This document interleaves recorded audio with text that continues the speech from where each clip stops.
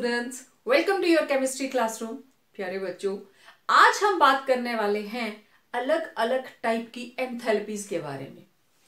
Previous video के अंदर आपने enthalpy, enthalpy change, it's relationship with internal energy बहुत अच्छे से आपने उसको पढ़ा है, ठीक है, और समझा भी है।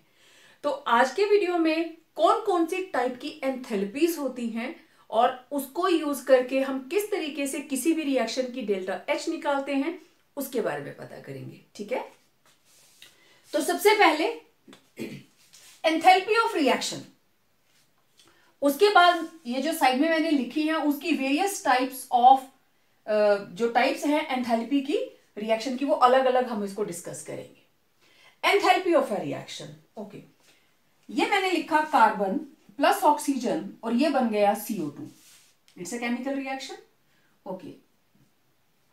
सोडियम हाइड्रोक्साइड प्लस HCl और ये बन गया NaCl plus H2O। This is also a chemical reaction. Well, methane plus oxygen, it will give carbon dioxide and water. Let it be balanced. 4 hydrogens, 2 water molecules, 1 carbon, 2 oxygens. Okay. Oxygens are 4, so it will be 2. अब देखो इस reaction की delta H है -393.5 kilojoule. इस reaction की delta H है -57.1 kilojoule और methane की डेल्टा H है -890 किलो जूल। सभी की कोई ना कोई चेंज इन एंथैल्पी है और है क्या ये? केमिकल रिएक्शन, केमिकल रिएक्शन, ठीक है। तो किसी भी केमिकल रिएक्शन में enthalpy change that accompanies a chemical reaction represented by a balanced chemical equation। Balanced chemical equation के अंदर जो भी रिएक्शन हुआ and that is accompanied by change in enthalpy, कितनी एंथैल्पी के अंदर change I, that is called enthalpy of reaction. Chemical reaction कोई भी हो सकती है, ठीक है। अब इसकी अलग अलग क्लासेस आगे आएंगी, इसलिए मैंने यहां पे इनको जर्नल ही लिखा है। तो क्लियर हुआ आप लोगों को? It is the change in enthalpy that accompanies a chemical reaction represented by a balanced chemical equation। हमारे पास और भी एग्जांपल्स हैं, नाइट्रोजन, हाइड्रोजन और ये बन जाता है 2 अमोनिया, ऑल बैलेंस्ड, और इसकी डेल्टा H है -93.2 किलोजूल इस रिएक्शन की, ठीक है। देन N2 प्लस O2 और ये बन जाता है 2NO और इसका डेल्टा H है +180 किलोजूल। तो इट इज नॉट नेसेसरी कि हर बार वो नेगेटिव ही होगा। डेल्टा H पॉजिटिव भी हो सकती है, नेगेटिव भी हो सकती है। कोई भी केमिकल रिएक्शन, आज दिन तक जितनी भी केमिकल रिएक्शंस आप लोग लिखते हो, उस रिएक्शन के साथ कितनी एनर्जी एक्सचेंज हो रही है, what is the change in enthalpy, that will give enthalpy of reaction, ठीक है। अब रिएक्शंस कौन कौन सी टाइप्स की हैं उनको देखते हैं। रिएक्शंस कितनी तरह की हैं? देखो, किसी चीज की फॉर्मेशन हो सकती है, कंबस्शन हो सकती है, हाइड्रेशन हो सकती है, हम सॉल्यूशन बना सकते हैं। 1 बाय 1 मैं इन सबको डिस्कस करूंगी। तो सबसे पहले टाइप्स के अंदर अब आ गई हमारे पास types of enthalpy of reaction. कौन कौन सी हो सकती है? सबसे पहले एंथैल्पी ऑफ फॉर्मेशन। डेफिनेशन मैं इसकी बाद में लिखूंगी। फॉर्मेशन मतलब कोई ना कोई कंपाउंड बनेगा। कार्बन डाइऑक्साइड बन गई, ठीक है, this is the formation of carbon dioxide, okay. Formation of water, right. Then formation of methane, कैसे बना? Carbon plus oxygen. तो carbon and oxygen, these are the constituents of carbon dioxide. Carbon dioxide बनाने के लिए मुझे 1 carbon चाहिए और 2 oxygen चाहिए, तो दीज आर कॉन्स्टिट्यूएंट्स। इनके बिना CO2 नहीं बन सकती। उसी तरीके से मुझे अगर वाटर बनाना है, I need hydrogen and oxygen. और आपको पता है hydrogen exist as H2, oxygen exist as O2, लेकिन मुझे यहां एक चाहिए तो मैं इसको हाफ मोल कर दूं।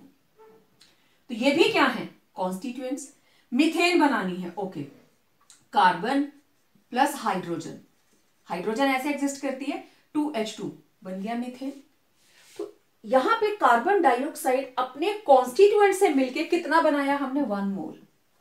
वाटर 1 मोल, मीथेन 1 मोल। इस तरीके से आप कोई भी कंपाउंड ले लीजिए, लेट इट बी अमोनिया, ठीक है।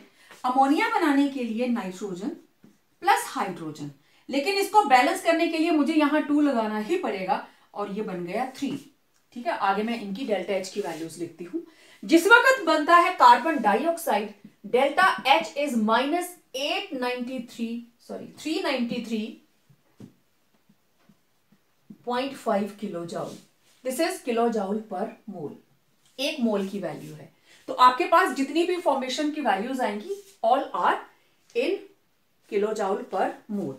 वाटर बनता है -286 किलो जाउल पर मोल, 2 मोल होंगे तो 2 से मल्टीप्लाई कर दीजिए।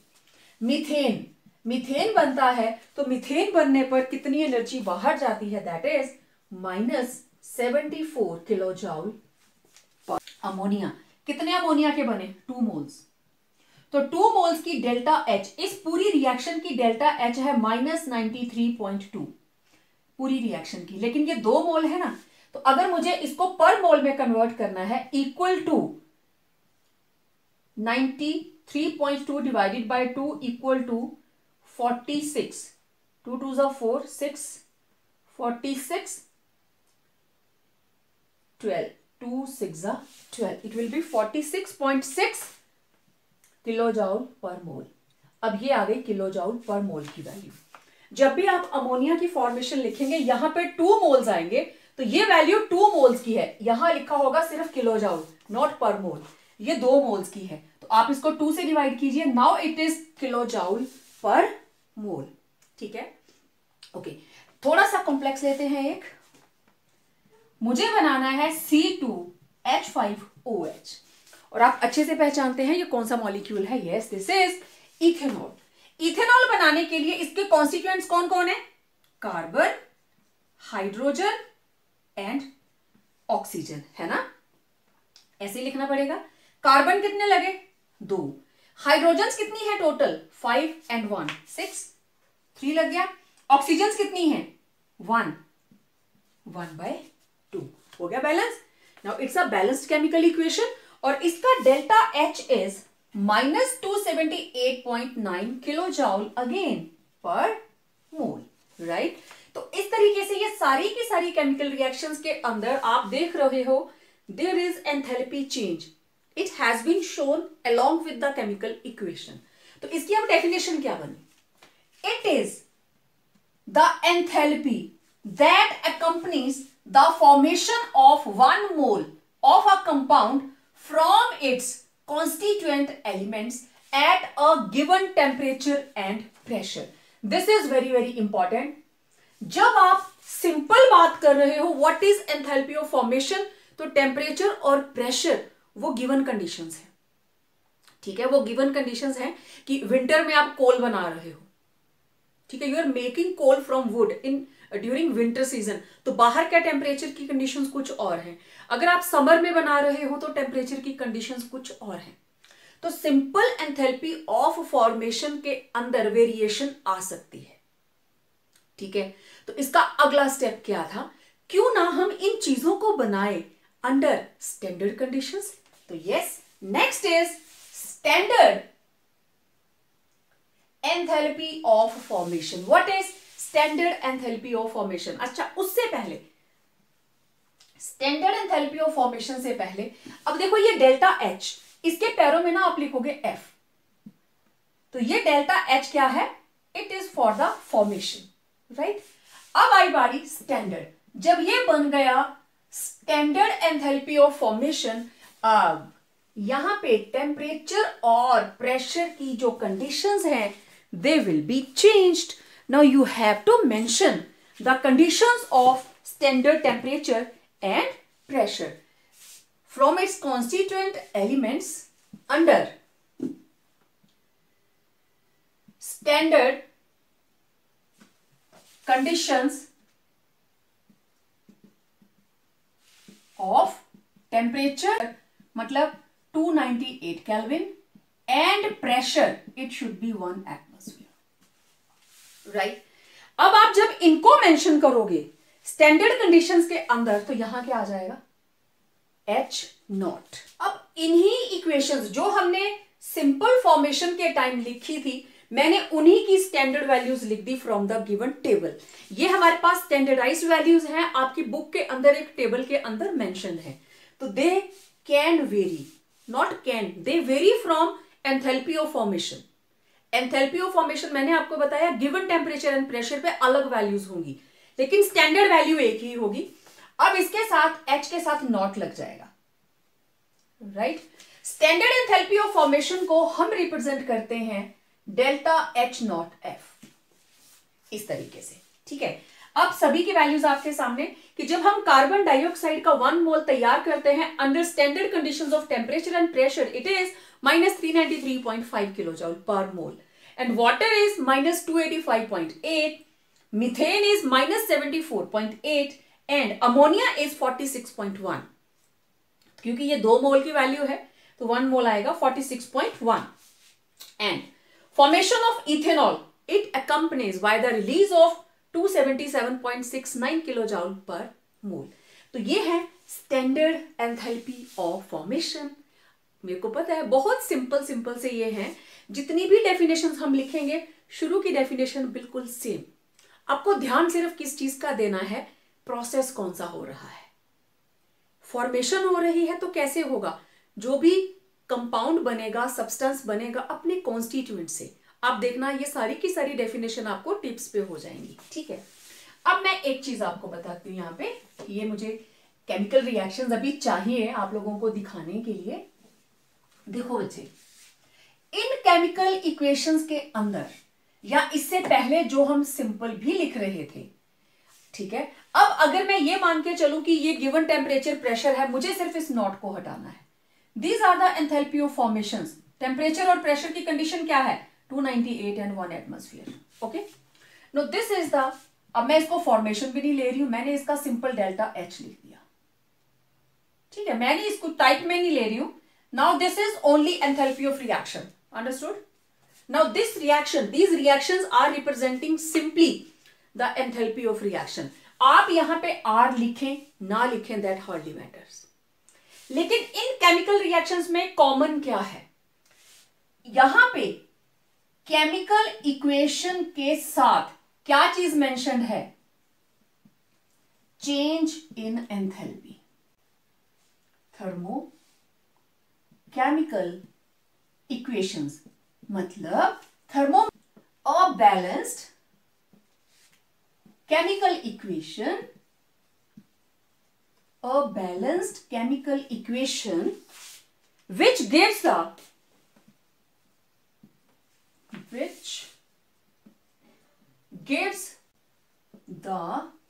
heat change।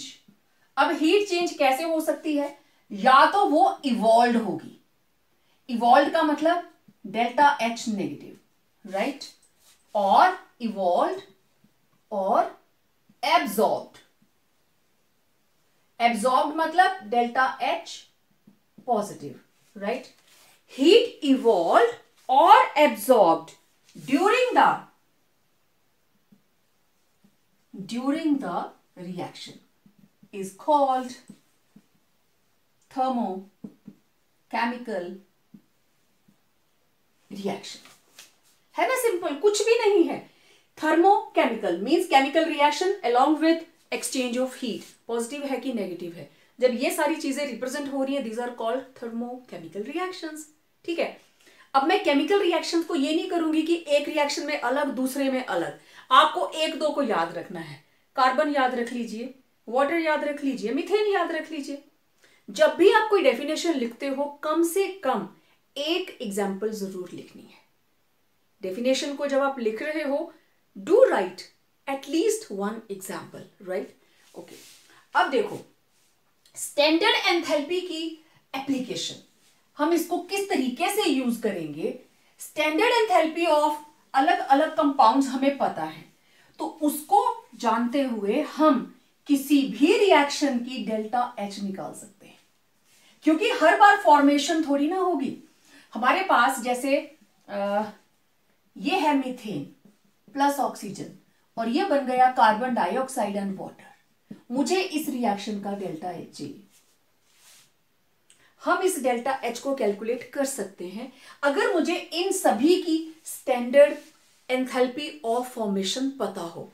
मैं इनकी वैल्यू पुट करूंगी और डेल्टा एच निकाल लूंगी। कैसे, अभी देखते हैं relationship between standard enthalpy of formation, this is standard enthalpy of formation and this is standard enthalpy of reaction. ठीक है, तो किसी भी केमिकल रिएक्शन के लिए डेल्टा एच नॉट रिएक्शन, उस रिएक्शन की डेल्टा एच नॉट किसके बराबर होगी, सम total of standard enthalpy of formation of product minus sum total of standard enthalpy of formation of reactants. बहुत ही सिंपल से न्यूमेरिकल्स होते हैं इसके, प्लस माइनस हल्की सी मल्टीप्लीकेशन।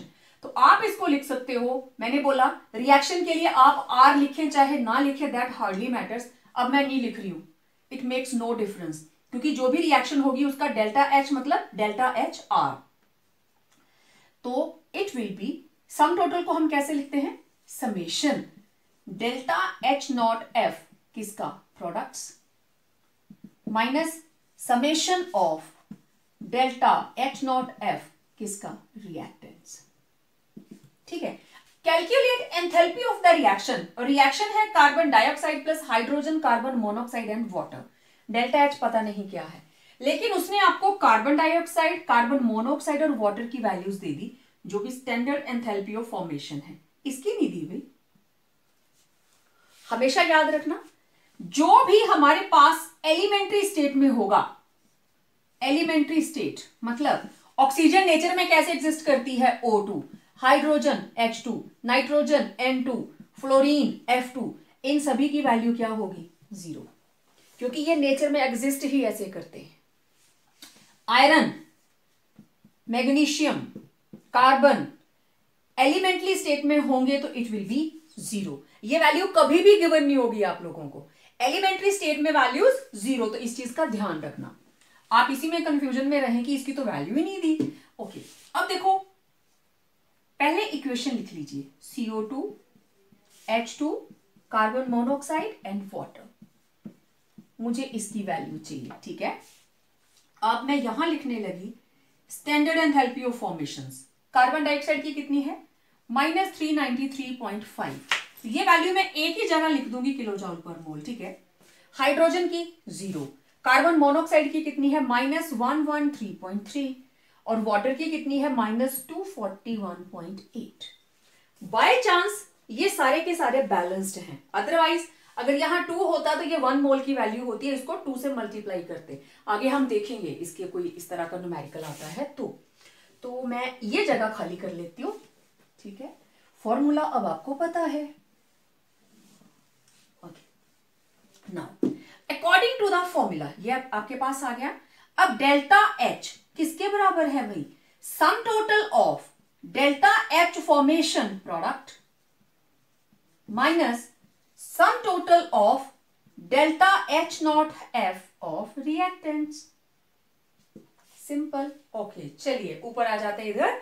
अब प्रोडक्ट के अंदर देखो कौन कौन है भाई, डेल्टा एच निकालना है रिएक्शन का, तो बोलो जरा। प्रोडक्ट में है कार्बन मोनोऑक्साइड, मतलब यहां आएगा delta H naught F carbon monoxide plus delta H naught F water, बस, minus delta H naught F carbon dioxide plus delta H naught F hydrogen, not oxygen, it is hydrogen. चलो values put करो। Carbon dioxide की value कितनी है, carbon monoxide sorry product में -113.3 plus water की कितनी है -241.8, राइट। देन हो गया माइनस कार्बन डाइऑक्साइड की है -393.5 और ये कितनी है 0। ये आ गया -113.3 प्लस -241.8 माइनस अंदर है -393.5। ओके, इसको प्लस कीजिए, 8 + 3 11, 4 5, 4 + 1 5, 2 + 1 3, 3551 माइनस माइनस, ये माइनस का है ना, माइनस माइनस प्लस 393.5, ठीक है। अब इसको इसमें से 393.5 में से इसको माइनस करिए तो आपके पास ये बड़ी है ना, तो प्लस में आएगा, it will be around 38.4 kilo joule पर, पूरा रिएक्शन ही आएगा, this will be 34 kilo joule. Clear, ठीक है। तो ये आ गया इसका आंसर, है ना, सिंपल। प्लस माइनस जस्ट आप इक्वेशन लिखिए, उनके नीचे उनकी वैल्यूज लिख दीजिए, तब आपको आसानी हो जाती है। अगर यहां से आपको हर बार देखना पड़ेगा, है ना, तो इस तरीके से आप बाकी के न्यूमेरिकल्स भी करेंगे। अब ये एक टिपिकल सा question, the standard heat of formation of Fe2O3 is -824.2 kilo joule per mole. तो बोलता है इस रिएक्शन की डेल्टा H निकालिए। ओके, ये तो क्वेश्चन था। अब जब आप आंसर लिखने वाले हो, rewrite this equation. Okay, 4Fe + 3O2 + 2 Fe2O3 और मुझे इसका डेल्टा H चाहिए। Well, delta H naught F iron का 0 क्योंकि एलिमेंट्री स्टेट, ऑक्सीजन का 0 क्योंकि एलिमेंट्री स्टेट। अब इसको O मत समझना, दिस इज 0। और Fe2O3 की कितनी है भाई, -824.2। अब ये वैल्यूज हैं किलो जूल पर मोल। क्लियर, लेकिन यहां पे 2 मोल्स हैं, ये 1 मोल की वैल्यू है, मैंने यही लिख दिया kilo joule per mole. Okay, अब डेल्टा H किसके बराबर होगा, sum total of delta H naught F product minus sum total of H naught F of reactant. Okay, लिखो product, this is 2 × delta H naught F Fe2O3 खत्म, minus यहां पे है 4 × H naught F of iron plus 3 H naught F of O2। Noted,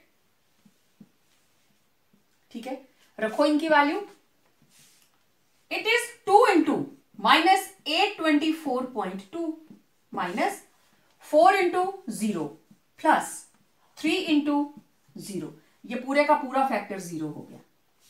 अब यहां पे क्या आया, 2 × 2 = 4, 2 × 4 = 8, 2 × 2 = 4, 2 × 8 = 16।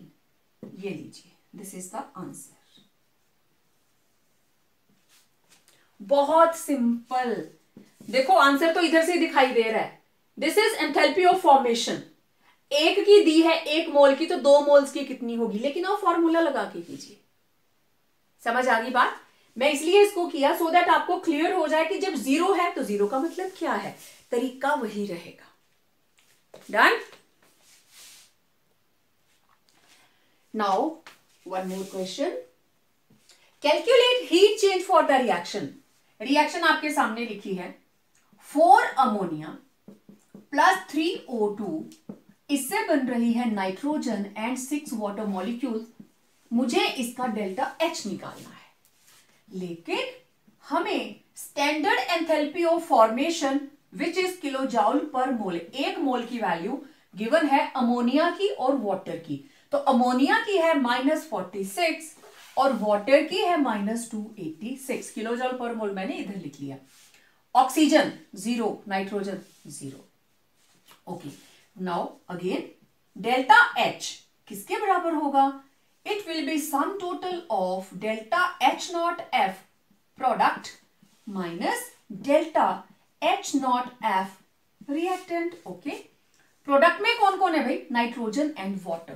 तो you will write delta H naught F nitrogen plus delta H naught F water. और ये वाटर कितने हैं? There are 6 into delta H naught F of water. Product complete. Minus reactant देखें, it is 4 into delta H naught F ammonia, क्योंकि एक की वैल्यू दी है 4 है ये, plus delta H naught F of oxygen. Clear? चलिए, नाइट्रोजन की value 0 plus 6 into it is minus 286 minus 4 into minus 46 plus 0. Solve कीजिए. 6 को 286 से मल्टीप्लाई करो. 6 इज 36, 3 51 5, 6 2 12, 12 प्लस 5 17. तो इट इज 1716 माइनस, अब ये आ गया माइनस, इसको 4 से कर दीजिए. 4 6 24, 4 4 16 प्लस 2 18, 184. माइनस माइनस प्लस हो गया. अब 1716 में से आप माइनस कर दीजिए 184, it will B minus 1532. Now this is the delta H for the reaction. निकाल लिया आपने आंसर, ये आ गया माइनस 1532 किलोजूल. इस पूरी रिएक्शन में एक्सचेंज ऑफ हीट इतनी हुई. तो आपको समझ आ गया नंबर ऑफ मोल्स को किस तरीके से मल्टीप्लाई करना है. बिल्कुल simple multiplication and plus minus. Standard enthalpies of formation आपको गिवन है. प्रोडक्ट का टोटल कीजिए, उसमें से रिएक्टेंट के टोटल को माइनस कर दीजिए. ठीक है. Now one more question. अब इसमें उसने पूछा क्या है? एंथैल्पी नहीं पूछी रिएक्शन की, वो गिवन है. It is given. It says calculate standard enthalpy of formation of ethene C2H4 from the following thermochemical equation. ये इक्वेशन आपको गिवन है, मुझे इसकी वैल्यू चाहिए. गिवन दैट इसकी वैल्यू आपको दी है, इसकी वैल्यू दी है, इसकी वैल्यू दी है. बहुत से बच्चे समझ गए होंगे हम क्या करने वाले हैं. ठीक है, तो देखिए फिर से इस इक्वेशन को लिखेंगे आप. जब आप आंसर लिखोगे you have to rewrite it. C2H4 plus 3O2 2CO2 plus 2H2O and its delta H is minus 1323 kilojoule. Okay, अब आप लोग सोच रहे होंगे कभी तो ये 286 आता, कभी 249. तो वाटर में भी इन लिक्विड स्टेट, में भी इन गैशियस, तो दोनों की वैल्यू अलग अलग है. ठीक है, तो मैं वहां इधर बड़ी ज्यादा डिटेल नहीं ले रही हूं. Probably it is in gaseous state. Okay, liquid की 286 की रेंज में रहती है. तो delta H it is equal to delta H naught F summation of product minus summation of delta H naught F of reactant. Okay, values put कर दीजिए. अब देखो यहां उसने डेल्टा H की वैल्यू दी है आपको माइनस 1312. ओके, अच्छा एक स्टेप हमारा रह गया, मुझे इनकी वैल्यूज लिखनी है. सबसे पहले तो आप ये लिखिए डेल्टा H naught F, इसकी मुझे निकालनी है वैल्यू किलो जूल पर मोल. इसकी क्या होती है? 0. This is minus 393.5 and this is minus 249 kilo joule per mole. पहले लिखा हुआ मैंने. Now delta H it will be sum total of delta H naught F product minus sum total of H naught F of reactant. Right, मेरे साथ साथ लिखना बच्चे आप लोग जब इसको सॉल्व करोगे.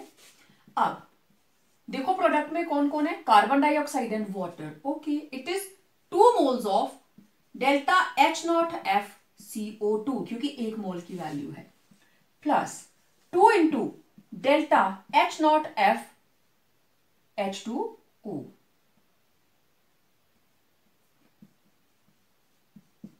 प्रोडक्ट खत्म.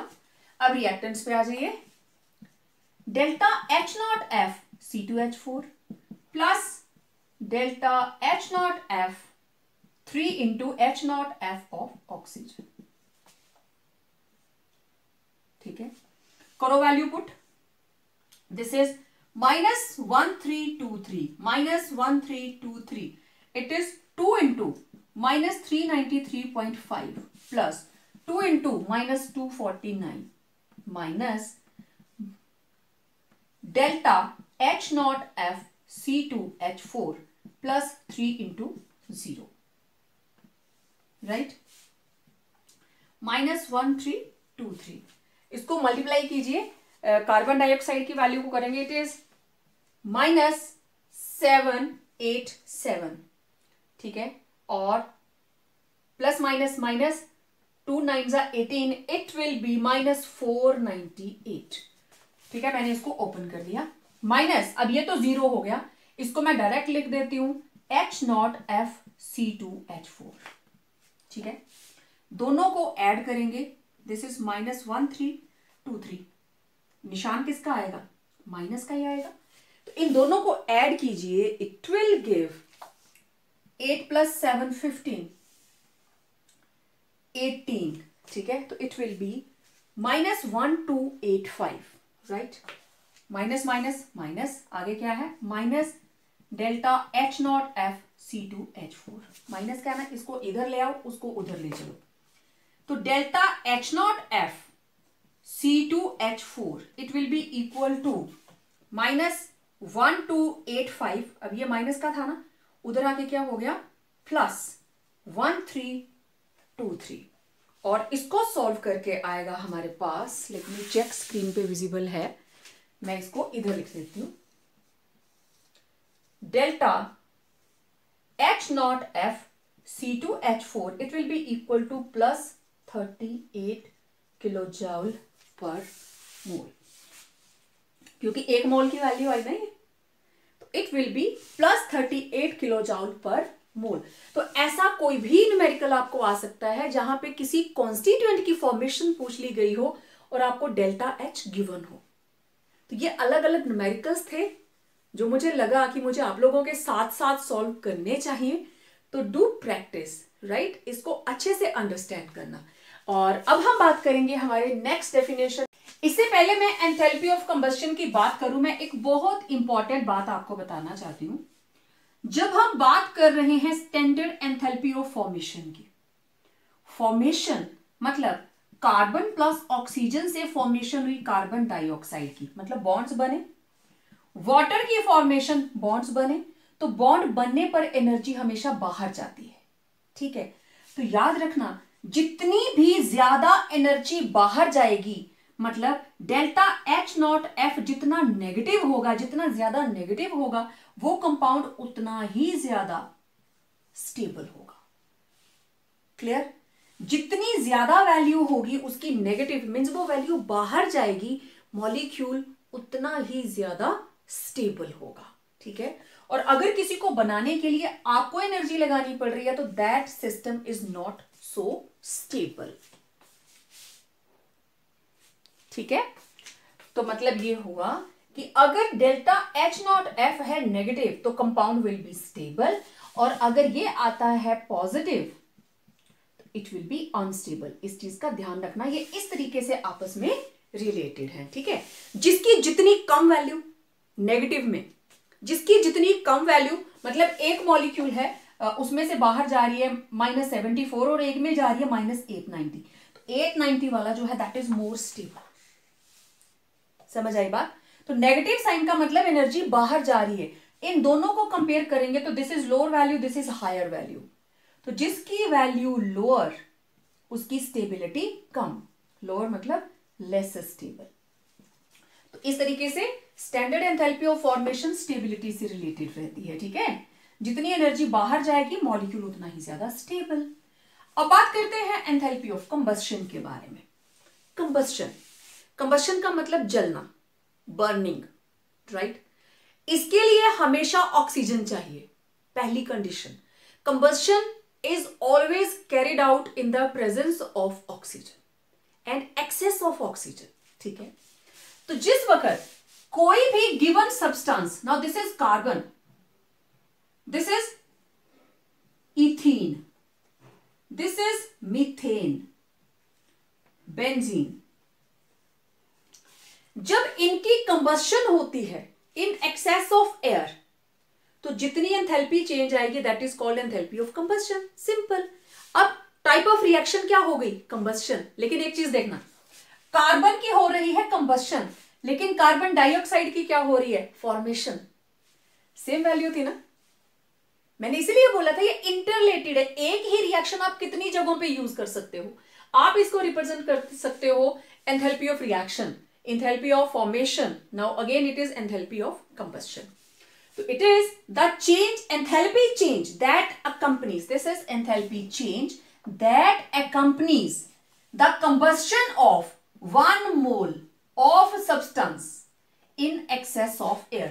अब आप सभी देखिए यहां पे 1 मोल है, 1 मोल बर्न कर रहा है, जो भी प्रोडक्ट बना ये वैल्यूज हैं किलोजाउल पर मोल, these are kilojoule per mole. So this is called enthalpy of combustion. Remember what? Enthalpy of combustion is always negative. गर्मियों में कोयला जलाकर कोई भी ठंडक महसूस नहीं करता। कार्बन को बर्न करेंगे, it will liberate energy, right? तो enthalpy of combustion is always negative. Negative मतलब it is always exothermic. Clear? Enthalpy of combustion clear? Okay. अब देखिए, अगर मैं यहां पे 1 मोल की जगह कर दूं 1 ग्राम, अगर मैं इसको कर दूं 1 ग्राम, तो ये बन जाती है कैलोरीफिक वैल्यू। ये वर्ड कहां से आया? आप में से जो भी बच्चे थोड़ा डाइट कॉन्शियस हैं, आप लोग कोई भी खाने की चीज लेते हो उसमें कैलोरीज पढ़ते हो, है ना? बहुत बार सुना होगा कि कोई भी डाइटिशियन है वो इसी की बात करेगा, कैलोरीज बर्न करो, low calorie diet low. What is calorie? Calorie is a unit of energy. तो जो आप खाते हो, अगर आप उतनी एक्सर्शन करते हो that you can adjust those calories in your body, तब तो ठीक है, अदरवाइज वो एनर्जी स्टोर होती रहेगी और आप लोग मोटू हो जाएंगे। ठीक है? The amount of heat evolve और produced when 1 gram of substance, मैंने पीछे वाली डेफिनेशन में लिखा था ना, 1 ग्राम ऑफ सब्सटेंस। अब वो सब्सटेंस फूड भी हो सकता है और फ्यूल भी हो सकता है। ठीक है? दोनों में से जो भी चीज होगी, फूड और फ्यूल, इज कंप्लीटली बर्न्ट और ऑक्सीडाइज्ड। हम जो भी खाना खाते हैं that burns in our body. सबसे best example, this is glucose. हमारी बॉडी के अंदर ऑक्सीजन के अंदर ये बर्न करता है and it gives carbon dioxide plus water and lots of energy. Energy 36 ATPs. This is the best example of calorific value of glucose. अब ये तो 1 मोल की है, 1 ग्राम की हम वैल्यूज निकालेंगे। ठीक है? ये मैं सिंपल बता रही हूं। Glucose it act as a fuel for our body. आप जो भी खाना खाते हो, अगर उसमें स्टार्ची फूड है, it will be converted ultimately into glucose. जब कोई बीमार होता है तो डॉक्टर एकदम से ग्लूकोज ही तो लगाते हैं। ठीक है? आप कोई प्रोटीन वाली चीज खाते हो, वो अमाइनो एसिड्स में ब्रेक डाउन करेगी और अल्टीमेटली प्रोटीन्स बन के बॉडी में स्टोर हो जाएगी। ठीक है? तो अब मैं इनके क्लोरीफिक वैल्यू के हम टेबल बना लेते हैं। नाउ सी क्लोरीफिक वैल्यू, इधर मैंने ली फूड आइटम्स, इधर ले लिया फ्यूल। तो आप देखिए, जब आप 1 gram curd, this is the value of 1 gram curd, 1 gram दही से कितनी एनर्जी निकलती है? 2.5 किलो जॉल। ये सारी की सारी वैल्यूज पर ग्राम है। ठीक है? Milk 3.2, egg 7.3, meat 12, honey 13.3 and ghee के अंदर सबसे ज्यादा कैलोरीज रहती है 37.6। तो आप देखो, मीट नॉन वेज 12, हनी, तभी बोलते हैं ना कि सुबह हनी लेना चाहिए क्योंकि बहुत ज्यादा एनर्जी होती है और बॉडी को पूरे दिन के लिए ये एनर्जेटिक बनाए रखता है, राइट? देन फ्यूल्स, अलग अलग तरह की फ्यूल्स हैं, वुड है, charcoal, kerosene fuel, LPG, hydrogen. तो वुड की है 17, चारकोल की 33, हाइड्रोजन की सबसे ज्यादा है 150, एलपीजी की है 55। तो देखो जिसकी जितनी ज्यादा क्लोरोफिक वैल्यू होगी वो उतना ही बेटर फ्यूल होगा, ठीक है। तो higher is calorific value better will be fuel. तो इनमें से सबसे बेटर फ्यूल क्या है? हाइड्रोजन। लेकिन इसको हम यूज करते हैं स्पेसशिप के अंदर। तो हमारे घरों में क्या यूज करना चाहिए? हमें लकड़ी जलानी चाहिए या एलपीजी? सबसे ज्यादा एनर्जी है एलपीजी के अंदर, तो we should make use of LPG. लकड़ियां नहीं जलाएंगे, प्लांट्स को सेव करेंगे, राइट। अब एक नॉर्मल ह्यूमन बीइंग की कितनी रिक्वायरमेंट रहती है? It is 12,550 kilo joule of calories और एनर्जीज पर डे। एक दिन में अगर इतनी एनर्जीज ले रहे हैं, इतनी कैलोरीज ले रहे हैं, नो प्रॉब्लम। इससे ज्यादा लेंगे then it will create problem. तो आप अपनी डाइट को यहां से मैनेज कीजिए। जो सेहत बनाना चाहते हैं वो इसके ऊपर फोकस करें, जो अपनी डाइट को मैनेज करना चाहते हैं वो इस एरिया में डालें, अपने आप को मैनेज करें। Enthalpy of neutralization, and this is very very important concept, understand it, okay. देखिए, सबसे पहले तो न्यूट्रलाइजेशन होती क्या है? छोटी क्लासेस से आप पढ़ते आ रहे हो, 10th में भी आपने पढ़ा। न्यूट्रलाइजेशन क्या होता है? एक एसिड और एक base, acid and base react together to form salt and water, this is called neutralization. Acid भी न्यूट्रलाइज हो गया, बेस भी न्यूट्रलाइज हो गया। तो neutralization it is the reaction between aqueous solutions of an acid and a base to form salt and water, right? अब what is enthalpy of neutralization? जब 1 gram equivalent aqueous solution of acid react करेगा base के साथ, बनाएगा salt and water, तो जो enthalpy change होगी that is called enthalpy of neutralization. Simple. It is the change in enthalpy which take place when 1 gram equivalent of an acid and a base present in their dilute aqueous solutions neutralize each other. कोई भी acid H positive कब देता है? सिर्फ अपने aqueous solution के अंदर, जब उसको आप वाटर में डिसॉल्व करते हो। अगर वो प्योर एसिड है इट विल रिमेन HCl, ये H पॉजिटिव Cl नेगेटिव नहीं बनाएगा अनटिल और अनलेस आप इसको वाटर के अंदर ऐड ना करें। तो हमेशा एक्वस सॉल्यूशन के अंदर जो सब्सटेंस H पॉजिटिव देगा दैट इज एसिड, और जो OH नेगेटिव देगा दैट इज बेस। अब आपके सामने 4 रिएक्शंस लिखी हैं, ये आपको क्लियर हो गया कि जब 1 gram equivalent acid neutralizes with base to form salt and water. अब देखो HCl, this is acid, sodium hydroxide base, sodium chloride salt and water.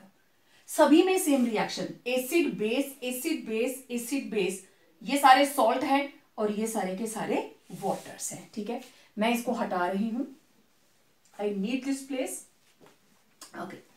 अब देखो इस सभी रिएक्शन के अंदर आप देख रहे हो फर्स्ट 2 के अंदर वैल्यू सेम और ये वाली वैल्यूज डिफरेंट, ठीक है। पहली बात ये न्यूट्रलाइजेशन हमेशा नेगेटिव होगी। दूसरी बात, enthalpy of neutralization for strong acid and strong base, दोनों ही अगर स्ट्रॉन्ग है तो फिक्स्ड वैल्यू आएगी 57.1 kilo joule per mole. It will always be 57.1 kilo joule per mole. अब HCl क्या है? Strong acid, sodium hydroxide strong base, HNO3 क्या है? स्ट्रॉन्ग एसिड, KOH क्या है? Strong base.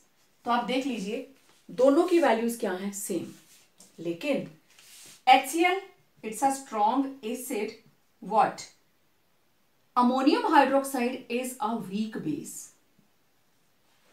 Sodium hydroxide is a strong base, but acetic acid it is a weak acid.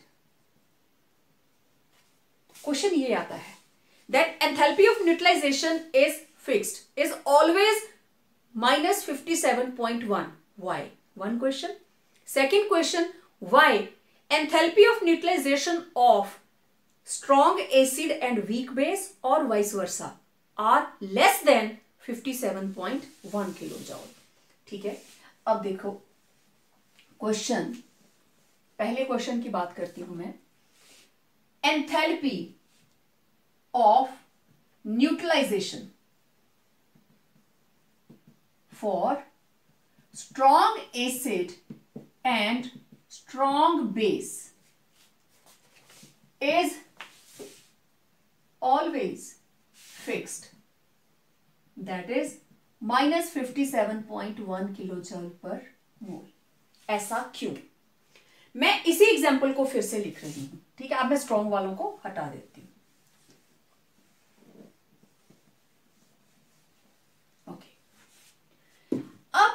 What is a strong acid? किस acid को आप strong बोलेंगे? वो acid जो कंप्लीटली आयोनाइज हो जाए, कि अगर आपने लिए 30 मॉलिक्यूल्स तो 30 H पॉजिटिव बनेंगे और 30 ही Cl नेगेटिव, सारे के सारे मॉलिक्यूल्स डिसोसिएट, 100% डिसोसिएशन। बेस भी सेम। स्ट्रॉन्ग का मतलब 100% डिसोसिएशन। और वीक, वीक कौन होगा? विच डिसोसिएट्स लेस देन 100%, जो कंप्लीटली आयोनाइज नहीं करता, that is weak, either it may be acid और बेस, राइट? ओके, अब जरा स्ट्रॉन्ग एसिड और बेस की हम एग्जांपल देखते हैं। आई am having HCl plus sodium hydroxide और इनके हैं एक्वस सोल्यूशन, राइट? और ये बनाएंगे NaCl aqueous plus H2O liquid, और इसका delta H is -57.1 kilojoule per mole, ठीक है। अब देखो HCl कैसे टूटा? H पॉजिटिव Cl नेगेटिव, और ये सारे के सारे हैं एक्वस में। सोडियम हाइड्रोक्साइड कैसे टूटा? Na positive again aqueous, OH negative aqueous. Arrow की दूसरी ओर सोडियम क्लोराइड कैसे टूटा? Na पॉजिटिव एक्वस, नमक पानी में घुल जाता है ना, Cl नेगेटिव एक्वस। वाटर कैसे टूटेगा? वाटर नहीं टूटेगा, वाटर रिमेन्स वाटर, ठीक है। अब देखो दोनों साइड से कुछ कटता है, Cl negative Cl negative, Na positive Na positive, बाकी क्या बचा? H positive plus OH negative, ये बन गया H2O लिक्विड। अब H पॉजिटिव कहां से आया? एसिड से। OH नेगेटिव कहां से आया? बेस से। और इस रिएक्शन का डेल्टा H क्या है? -57.1 किलोजूल पर मोल। ये कितना है? 1 ग्राम इक्विवेलेंट। ये कितना है? 1 ग्राम इक्विवेलेंट। एसिड लिया 1 ग्राम इक्विवेलेंट मींस 1 नॉर्मल, जिसकी नॉर्मेलिटी 1 है। बेस भी लिया जिसकी नॉर्मेलिटी 1 है, राइट? तो दोनों की नॉर्मेलिटी मींस कंसंट्रेशन क्या है? सेम। तो दोनों में number of H positive ions and OH negative ions क्या है? सेम। तो दोनों जब जुड़ेंगे तो क्या बनेगा? वाटर। तो आंसर हमेशा 57.1 ही आएगा। अब H पॉजिटिव HCl से आ रहा है या नाइट्रिक एसिड से आ रहा है, हाउ डज इट मैटर? हमें कोई फर्क नहीं पड़ता, क्योंकि बेसिक रिएक्शन क्या है? It is only the combination of H positive and OH negative. कहां से आ रहा है कोई फर्क नहीं पड़ रहा, लेकिन होना क्या चाहिए? दोनों स्ट्रॉन्ग। स्ट्रॉन्ग होंगे तभी तो 100% डिसोसिएट, तभी तो number of H positive ion किसके बराबर होंगे? Number of OH negative ions. जब ये दोनों नंबर हमेशा बराबर हैं तो आंसर क्या आएगा? हमेशा 57.1। क्लियर? इसलिए स्ट्रॉन्ग एसिड और स्ट्रॉन्ग बेस का कॉम्बिनेशन जब होता है, न्यूट्रलाइजेशन रिएक्शन होती है, तो एंथैल्पी ऑफ न्यूट्रलाइजेशन क्या रहती है? कांस्टेंट। अब वीक की बात करते हैं। वीक में ऐसा क्या हुआ? अब क्वेश्चन किस तरीके से आएगा? Enthalpy of combustion for a weak acid और weak base, delta H neutralization of strong acid and weak base, और वाइस वर्सा, उल्टा भी हो सकता है, is always less than -57.1 kilo joule per mole. 57.1 kilo joule से कम होती है। एग्जाम्पल्स आपके सामने है। ऐसा क्यों? इस एग्जाम्पल को ले रही हूं मैं, इसको भी ले सकते हो आप, नो प्रॉब्लम एट ऑल। मैं इस इक्वेशन की बात करने लगी।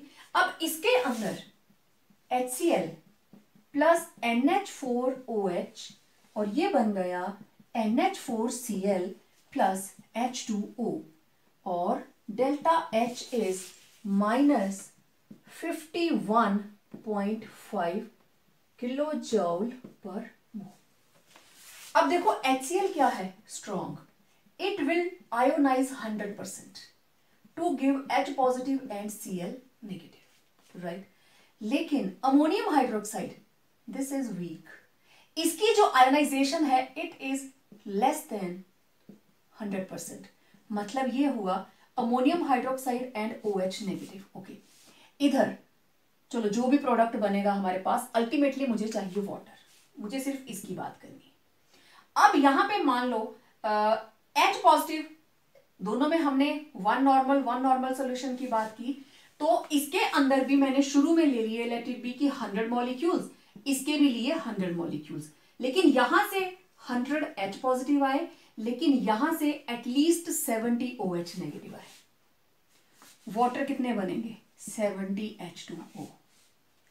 अब यहां से ये जो 30 H पॉजिटिव हैं, ये सोल्यूशन के अंदर अनन्यूट्रलाइज्ड पड़े हुए हैं, इनकी न्यूट्रलाइजेशन नहीं हुई। फिर क्या होगा? 70 तो हो गए, 70 से 70 हो गए, एनर्जी कितनी निकली? बराबर हुए ना दोनों, यहां से निकले 70 H पॉजिटिव, इधर से 70 OH नेगेटिव, बराबर है ना, तो इसकी डेल्टा H आनी चाहिए -57.1। लेकिन कुछ एनर्जी हमें यूज करनी पड़ेगी, ये जो 30 अमोनियम हाइड्रोक्साइड अनआयोनाइज्ड पड़े हैं इनको तोड़ने के लिए, सो दैट यहां से 30 OH नेगेटिव आए जो इसके साथ कंबाइन करेंगे। समझ आई बात? सम एनर्जी इज रिक्वायर्ड, क्योंकि ये पूरे तो आयोनाइज नहीं हुए ना, तो energy is required to ionize, energy is required to ionize the undissociated ammonium hydroxide into NH4 positive and OH negative। तो फिर एनर्जी यूज हो गई, मतलब 57.1। अब एनर्जी हमारे पास कितनी आ रही है? 51.5। इसको माइनस करें जरा, तो इट विल बी 5। तो 5.6। अब कितनी एनर्जी यहां पे कंज्यूम हुई है? अमोनियम हाइड्रोक्साइड को जो बचा था उसको वापिस OH नेगेटिव में कन्वर्ट करने के लिए 5.6 kilo joule energy is used. इतनी एनर्जी यूज हो गई, तो फिर नेट कितना आएगा? 51.5। निकली इतनी ही थी, लेकिन जो अनआयोनाइज्ड है इनको भी तो न्यूट्रलाइज करना है ना, तो इनको न्यूट्रलाइज करवाने के लिए जो इसमें वीक था 100% नहीं हुआ, 70 हुआ, तो जो 30 रह गए थे उनको डिसोसिएट करके न्यूट्रलाइज करवाने के लिए एनर्जी यूज हो गई, इसलिए ये वैल्यू 57.1 से कम आएगी। Similar is the case with this. अब यहां पे 100 OH नेगेटिव आ गए, लेकिन लेट इट बी कि एसिटिक एसिड जो है H पॉजिटिव निकले हैं कोई 80। तो पहले सिचुएशन में क्या हुआ? 80 जो हमारे पास 80 H पॉजिटिव हैं, they are combining with 80 OH negative to give 80 H2O।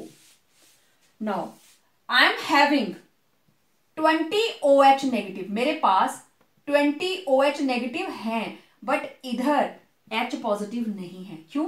क्योंकि दिस इज वीक।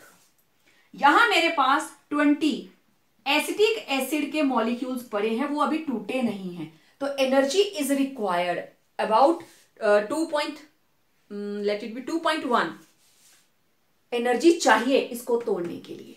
तो सिंपल सी बात, जो वीक कंपोनेंट होगा उस अनआयोनाइज्ड को आयोनाइज करने के लिए एनर्जी हमेशा यूज की जाएगी, क्योंकि आप बॉन्ड को तोड़ रहे हो। energy is required to break the bond and energy is liberated during the formation of bond. इसलिए enthalpy of neutralization for a weak acid and a strong base or vice versa, it is always less than 57.1. Enthalpy of solution. What is solution? Solute plus solvent और ये बन गया solution. ठीक है, मतलब मान लीजिए आपने लिया 1 स्पून शुगर, 100 ml वाटर और ये बन गया शुगर सोल्यूशन, राइट। तो जब ये चीनी पानी में घुलेगी तो एनर्जी यूज भी हो सकती है और एनर्जी बाहर भी जा सकती है, ठीक है। तो वो जो एंथैल्पी चेंज है that is called enthalpy of solution. अब इसको स्टैंडर्डाइज कर दो। Enthalpy change when 1 mole of a substance is dissolved in a specified amount of solvent at a constant temperature and pressure. ठंडे पानी में चीनी घोलेंगे तो एंथैल्पी कुछ और होगी, गर्म में घोलेंगे तो कुछ और होगी, ठीक है। ओके, जिस वक्त हम इनफाइनाइट डाइल्यूशन की बात करते हैं, अब दो तरह की डेफिनेशंस हैं। एक, मैंने स्पेसिफिक अमाउंट ऑफ वाटर ले लिया 100 ml या 1 लीटर, अगर मैंने एक्सेस में ले लिया it is also known as enthalpy of solution at infinite dilution. This is enthalpy of solution at infinite dilution, ठीक है। देखो, the enthalpy change accompanying the dissolution of 1 mole of a solute in large excess of solvent, solvent बहुत ज्यादा ले लिया, that further addition of the solvent does not produce any enthalpy change. शुरू में हमने 50 ml वाटर डाला, there was enthalpy change. फिर हमने पानी थोड़ा और बढ़ाया, देयर वॉज एंथैल्पी चेंज। फिर हमने और डाला पानी, देयर वॉज एंथैल्पी चेंज। फिर हमने बहुत सारा पानी डाल दिया, there was no enthalpy change, means now it is infinitely diluted, right. अब एग्जांपल देखो, मैंने हाइड्रोक्लोरिक एसिड को 10 वॉल्यूम्स के अंदर डिसॉल्व किया, तो this is HCl in 10 volume, तो डेल्टा H है -69.01। लेकिन अगर मैंने वाटर एक्सेस में ले लिया, एक्वस मींस वाटर, अगर मैंने वाटर एक्सेस में ले लिया तब इसके साथ मैं लिखूंगी एक्वस। नाउ दिस एक्वस, ये वर्ड जहां पे भी लिखा होता है means it is infinitely diluted. इसमें सॉल्वेंट बहुत ज्यादा डाला हुआ है, ठीक है, तो it is -74 kilo joule per mole. ऐसे ही sodium chloride excess of water के अंदर डाला, it become sodium chloride aqueous और उसका डेल्टा H है 5.35।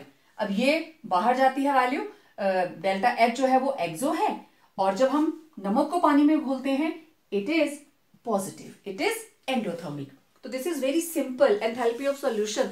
आपको सिर्फ प्रोसेस पता होना चाहिए, डेफिनेशन बन जाती है, ठीक है। एंथैल्पी ऑफ हाइड्रेशन, ओके, देखिए जब आप लोग लिखते हो formula sodium carbonate Na2Cl3CO3 10H2O, ferrous sulphate FeSO4.7H2O, और ये जो डॉट लगा के हम वाटर लिखते हैं this is known as water of crystallization, right. Okay, ये देखो कॉपर सल्फेट .2H2O, जिप्सम, इसको हीट किया, ये बन गया copper sulphate half water molecule plus 3/2H2O, POP, this is plaster of Paris. तो इसके साथ लगा हाफ H2O। तो इस तरीके से वाटर मॉलिक्यूल्स अलग अलग सॉल्ट्स के साथ जुड़े होते हैं। तो जिनके साथ वाटर लगा होगा this is hydrated ferrous sulphate.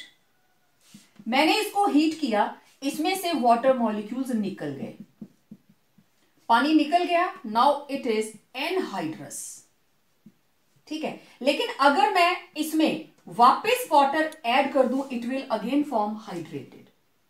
Simple. Energy लगाकर हमने वाटर बाहर निकाला, तो जब वाटर जुड़ेगा उतनी एनर्जी निकलेगी, राइट। तो यहां देखिए, जिस वक्त copper sulphate it combines with 5 water molecules, तो बन जाता है कॉपर सल्फेट 5 वाटर मॉलिक्यूल्स। अब ये बन गया, ये है anhydrous, this is hydrated copper sulphate, ठीक है। और copper sulphate 5H2O, it is blue in colour, और अगर आप इसको हीट करते हो it will become copper sulphate plus 5H2O बाहर, तो यहां पे डेल्टा H क्या होगा, पॉजिटिव। ये एनर्जी आप लगा रहे हो, और कितनी होगी 78.4 किलो जूल पर मोल। इतनी एनर्जी अप्लाई करेंगे तो एक मोल, ये अब हाइड्रेटेड है, हाइड्रेटेड से बन गया एनहाइड्रस, राइट। जितनी एनर्जी लगाई वाटर को निकालने के लिए, जब इसमें जुड़ेगा तो उतनी ही एनर्जी रिलीज होगी। यहां एनहाइड्रस से हाइड्रेटेड बना तो एनर्जी बाहर चली गई। उसी तरीके से barium chloride, this is anhydrous, और 2 वाटर मॉलिक्यूल अटैच करके बन जाता है हाइड्रेटेड, और ये एनर्जी हमेशा बाहर जाएगी, क्योंकि जब जुड़ेंगे molecules there will be bond formation, and bond formation always leads to release of energy, ठीक है। Now we are left with phase energetics. What are phase energetics? अब हम बात करेंगे अलग अलग phase, liquid phase, solid phase, gaseous phase, ठीक है। तो बेसिकली 3 मेरे पास फेजेस हैं। देखो, सॉलिड से लिक्विड फेज में conversion, this is called fusion, melting होती है जब। लिक्विड से जब गैस बनती है, प्रोसेस होता है वेपोराइजेशन। सॉलिड से जब डायरेक्ट गैस बन जाती है, दिस इज कॉल्ड सब्लिमेशन, ठीक है। लिक्विड नहीं आती बीच में, सॉलिड से डायरेक्ट गैसियस फेज, तो दिस इज सब्लिमेशन। अब इनकी डेफिनेशंस हम बनाएंगे। What is enthalpy of fusion? It is the change in enthalpy when 1 mole of a solid at its melting point, क्योंकि मेल्ट करेगा तभी फ्यूज करेगा, changes to liquid state, अपने मेल्टिंग पॉइंट पे। जैसे आइस, वाटर सॉलिड मतलब ice, ice से क्या बन गया, water liquid. Temperature 0 degree Celsius, 0 degree Celsius is the freezing point of liquid water and melting point of ice, ठीक है, इसको याद रखना। तो एनर्जी यूज होती है delta H, that is plus 16 kilo joule per mole. 18 gram water के लिए 16 kilo joule per mole. Okay, this is sodium chloride, नमक। अगर आप 1024 केल्विन पे इसको हीट करेंगे, it will be in molten state, ये फ्यूज कर जाएगा, मेल्ट कर जाएगा, और delta H change in enthalpy होगी plus 29 kilo joule per mole. अब वेपोराइजेशन, यहीं से डेफिनेशन, सेम सिस्टम देखना। It is the change in enthalpy when 1 mole of a liquid changes to its vapors, कहां पे, at its boiling point। Liquid को gas बनने के लिए बॉयल होना है, तो वो टेम्परेचर कौन सा होगा, at its boiling point। For example, ये रहा हमारे पास वाटर लिक्विड, और 373 पे ये बॉईल करता है और बन जाता है वाटर गैसियस, और इस केस के अंदर जो हमारे पास टेम्परेचर रहेगा, it is 40.61 kilo joule per मोल।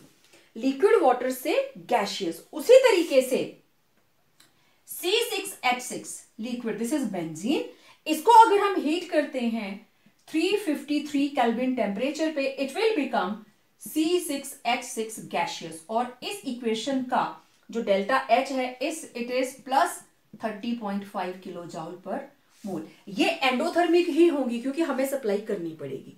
अगर हमें मेल्ट करवाना है तब भी हमें हीट लगानी पड़ रही है, अगर वेपोराइजेशन करवानी है तब भी। सब्लिमेशन सेम, यहीं से हम सब्लिमेशन की जो डेफिनेशन है वो लिखेंगे। इसको मैं, it is the change in enthalpy when 1 mole of a solid changes to its gaseous state अब कौन सा temperature, very important, below it's melting point, below it's melting point, क्योंकि मेल्टिंग पॉइंट पे पहुंच गया या मेल्टिंग पॉइंट से ऊपर चला गया तो वो तो लिक्विड बन जाएगा, ठीक है। तो बिलो इट्स मेल्टिंग पॉइंट, तो enthalpy of sublimation, it is the change in enthalpy when one mole of a solid changes to its gaseous state below its melting point. For example, हमारे पास है iodine के crystals, these are solid, और ये बन जाते हैं iodine के vapours, और इस इक्वेशन के लिए delta H it is plus 62.4 kilojoule per mole. Now very important, इन तीनों को कोलेक्टिवली अगर आपको न्यूमेरिकल दे दिया जाता है, delta H sublimation, delta H, अब इसको अगर आप फ्यूजन को लिखते हो तो आप लिखोगे इसको डेल्टा H फ्यूजन, इसको आप रिप्रेजेंट करते हो डेल्टा H वेपोराइजेशन, इसको आप लिखते हो डेल्टा H सब्लिमेशन, ठीक है। आप सिंपल H लिख रहे हो, नो प्रॉब्लम, आप जैसे सब्लिमेशन को रिप्रेजेंट कर रहे हो तो आप यहां पे लिखेंगे डेल्टा H सब्लिमेशन, ठीक है। यहां पे आप लिख रहे हो वेपोराइजेशन तो you will write delta H vaporisation, और इधर you will write delta HF, this is fusion, right. अब ये डेल्टा H वेपोराइजेशन, सब्लिमेशन, इन तीनों का कोलेक्टिव रिलेशन है that delta H sublimation it is equal to delta H fusion plus delta H vaporization. ये किसके बराबर होगा? इन दोनों के सम टोटल के बराबर, ठीक है। तो ये न्यूमेरिकल्स के लिए हम इसको यूज करते हैं, हो सकता है किसी न्यूमेरिकल्स के अंदर आपको तीनों में से 2 वैल्यूज गिवन हो तो आप वहां से इसको कैलकुलेट कर सकते हैं। ये थे फेज एनर्जेटिक्स। तो it was all about various types of enthalpy of reaction, कि रिएक्शन के अंदर एंथैल्पी चेंज कितनी कितनी तरह की हो सकती है। तो आज के लेक्चर में इतना ही, मिलते हैं एक नई वीडियो के साथ एक नया कंसेप्ट लेकर। Till then stay home, stay safe और रिवाइज जरूर करें।